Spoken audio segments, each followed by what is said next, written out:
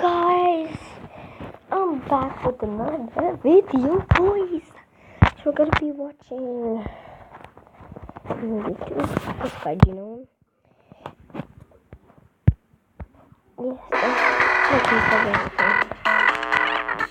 wow, I can practically smell the bathroom abortions. No, it's covered by the smell of roofie burps. Nice one. Hey, what's up, you guys?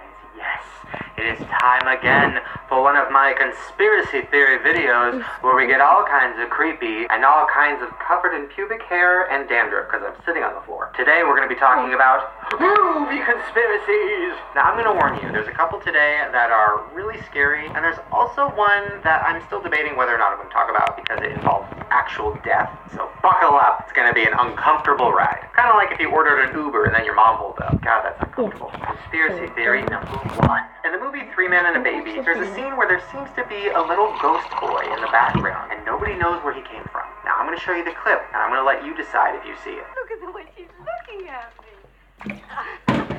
For a moment there, I had her laugh. Didn't catch it? Let's slow it down. Okay, now listen. I don't know about you, but that shit makes my whole butt go. That's the scariest shit in the world. Can you imagine, like, you're directing a movie, and you're like, alright, great guys, we got it. And So then you go click into off the this editing video bay, and you're right like, alright, now. pull up that stupid ass scene with that old bitch and that one guy and that baby, and then boom, Grudge. I wouldn't sleep for weeks. Oh my god, that felt like a jump scare. Like boom. I felt so bad. So the story goes that supposedly a little boy died in the apartment that they were shooting in. Now, supposedly one of the producers of the movie made up a story being like, oh no, we didn't actually shoot it in a real apartment, it was a soundstage. Like, no, there was no ghost. But a lot of the cast was like, no, we shot this in an apartment, and we felt a fucking presence, bitch. So I don't know if they're trying to cover their ass or what, but a little ghost stuck in an 80s movie. God, that's depressing. Now this next one is kind of fun, but also creeped me out a little bit, and it is that Toy Story is literally the same as The Walking Dead. Or I guess because Toy Story came first, The Walking Dead would be the same. I'm confused. Here's how it goes. Now listen, there's a lot of evidence to this, so I'm not going to go through the whole thing, but I'll give you the highlights. Both of them have the hero, which is the sheriff. Both of them have a group of misfits. The sheriffs both have a child that they love more than anything. The sheriff's best friend is a super manly officer of the law. Then, the kid grows fond of the hero's best friend. The hero gets mad, they have a big fight, and eventually, the best friend is killed. Both have an annoying-ass cowgirl, an annoying-ass old man with walking sticks, and an annoying-ass gated community where people are perfect and annoying as fuck. The communities also both have a really nice, pleasant guy that's in charge who turns out to be evil. Now listen, there's a whole lot of other evidence I can go into, but I'm not going to because I think I've proved the point. And the point is, I don't care.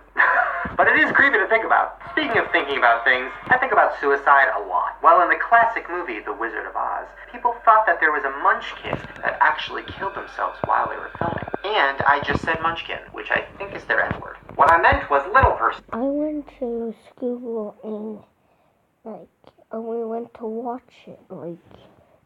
There's like high school teenagers made it again, and me and my school our school went to look at it, and a whole other bunch of schools went to see it, and we all saw it. That's what I meant. Chill, Tumblr, chill. I'm going to show you this video, and you tell me if you see it. Didn't catch it? Notice in the background, you'll see something swinging back and forth as if it's being hung by a rope.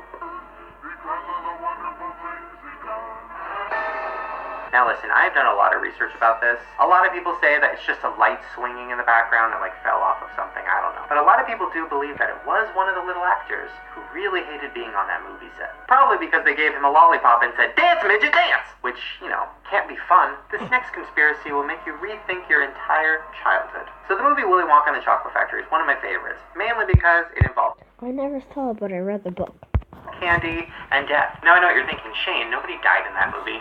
Yes they did, and that's what this conspiracy is about. So here's how it goes. People think that the secret ingredient in Wonka bars are actually spoiled little children. I can confirm that that's true, because I had tasted a spoiled child before, and delicious. Now, I don't know if you remember, but in each scene of the movie, one of the kids and parents ends up disappearing. And they're like, oh yeah, no, they're fine, they're somewhere else. We never see them at the end. Now think about this. After Augustus and his mom were dismissed, the next part of the movie, they go in that little boat, and there was just enough seats for the people that were left. Wouldn't there have been 2 empty seats? Unless Willy Wonka knew that 2 of them were gonna die.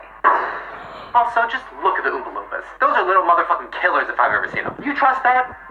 Also, look at Willy Wonka. Who the fuck would trust that guy? He looks like a janitor in a prison. Actually, I would trust him. I have a lot of issues. Now, this last conspiracy theory isn't really about a movie, but it's something I found today, and I was so disturbed by it that I was like, fuck it, I'm gonna throw it in. Now, this is one about Michael Jackson. Now listen, I love Michael Jackson. I think he's a genius. Do I think he had a lot of problems? Fuck yeah. But he's dead, so I don't want to judge him and be an asshole. So let's just let him rest in peace. Let's also talk about this conspiracy, because it's pretty interesting. Now there's a theory that Michael Jackson was on some pretty strong acne medication when he was 12 years old, and it had a side effect that stunted his puberty and his growth. Which would... By the way, subscribe, like in this video, and I'll say, yeah, bye, and, okay?